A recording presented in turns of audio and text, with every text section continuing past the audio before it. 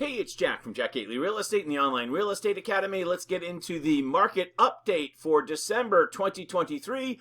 And always, let's start with price as we look at our statewide statistics in Massachusetts for single-family homes. And price has eased off the highs. This is not unusual that we start to see a slope in price as we head into kind of the off-season for real estate, which is the wintertime, typically here in the Northeast. We were at a average price of about $808,000 during the peak selling season of the spring into the summer, but now we're at a average price here of $732,000. Now, as you can look at the chart, that's obviously somewhat of a decline, but still, year over year, we are plus $61,000 on the price number, but clearly, what we're looking at here is the effect of the interest rates, which peaked in mid-October. So remember, if we're looking at sales that closed in November, typically the sales cycle for a single-family home is 6 weeks. So the deals that closed like on November 30th, they would have been under agreement, say, October 15th, with a lot of variation. And that was the height of interest rates at 8%. Now interest rates are almost 7%. So it's going to take a couple of weeks, 6 weeks basically, to have these new deals at these lower interest rates flow through the system. So we really won't see that until starting the end of December or into January's numbers. But understand that we are looking at a classic situation that as as interest rates go up, price comes down, and then compounded with the traditional seasonal lag in price as well. And you're also seeing some softening in the ratio between list price and final sales price.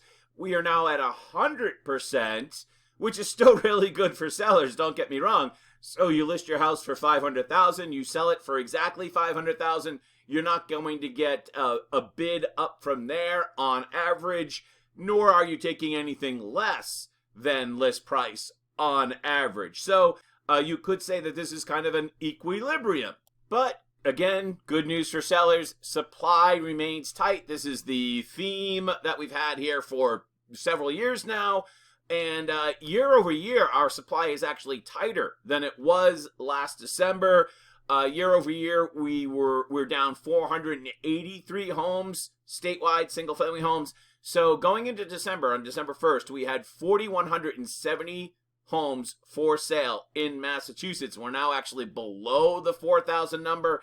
And what you've heard me say before is that we're not really going to meet anything back to nowhere close to a buyer's market until we say get at least 6,000 homes back on the market. So volume, therefore, is low. If you're selling your house this time of year, you're going to be fine, because some people need to sell year round or they want to sell for whatever reason. You're going to be fine because volume is so tight. And the people that are looking this time of year are usually very serious about buying. Days to offer. So when you put your house in the market until you accept an offer, 21 days. It's crept up a little bit.